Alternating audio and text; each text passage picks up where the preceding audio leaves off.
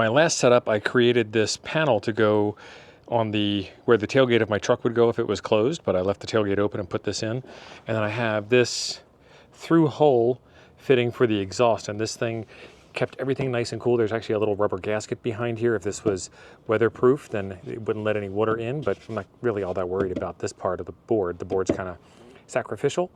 And this part here got really hot, this center part, but this outer part, being a double wall style of construction, if you kind of take a look at it, was nice and cool, and I could actually put my hand on the board around the outside and not burn myself. My last model wasn't weatherproof, so I had to have the diesel heater inside the truck and then shove the exhaust out the back.